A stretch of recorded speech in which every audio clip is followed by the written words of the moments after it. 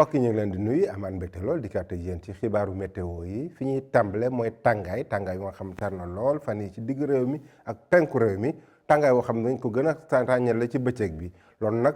nag sedd boo xam tamit wàññeeku na bu baax ci sowu réew mi parce que Ndakaaru ba na ko doon xool fajar gi ak guddi gi daan na sedd lool mais sedd boobu daan mi ngi fi may wàññeeku na bu baax ñu xool nag nataal niir ci Afrique sowu jant nu muy demee asamaan su leer la ñu am daanaka amul ay niir asamaan soo xam jant bi na fenk bu baax ci bëccëg gi loolu ànd ak tàngaay woo xam tàngaay wu tar la surtout ci bët gànnaar réew mi ak penku réew mi ay tàngaay woo xam nañ dem ba ci ñeent fukki degré ak lu tegal ci bëccëg bi ñu xool tey yi ci guddi jëm ci ëllëg lu ñuy xool ci wàllu seddaay bi seddaay guddi gi daanaka diggante Ndakaar moo am fukki degré juróom-ñeent ak fukki degré juróom-benn fële ca Mbuur ak fukki degré juróom-ñett ñu am ko diggante Thiès ak Ndar fukki degré juróom-benn fële ca Louga fukki degré juróom-ñeent ñu am ko fële ca Fatick ak naka noonu Ziguinchor li ci des nag ñaar fukki degré ak lu tegal la ñuy am ñaar fukki degré ñaar fukki degré benn ñu am ko Sédhiou ñaar fukki degré ñaar fukki degré benn ñu am ko diggante Diourbel ak Kaffrine raw gàddu gi nañ ko am fële ca Kédougou mu am ñaar fukki degré juróom-benn daanaka guddi gi du tàng du sedd bu baax parce que tàngaay woowu ñu am sax ci guddi gi mooy gën a raw tuuti sax bëccëg gi li ñu am ci Ndakaaru nañu am ñaar fukki degré ñett fële ca Matam ak ñaar fukki degré benn fële ca Bakel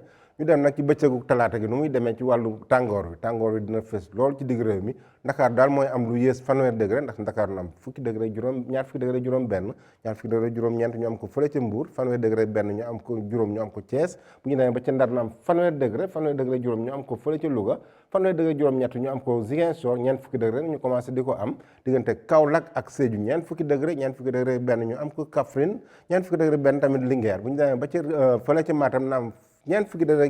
juróom ak ñett maanaam diggante Ndakaaru ak Matam fukki degré ak juróom ñett na la ràññeel la parce que Ndakaaru nañ am ñaar fukki degré juróom ci bëccëg bi Matam ñu am ba ci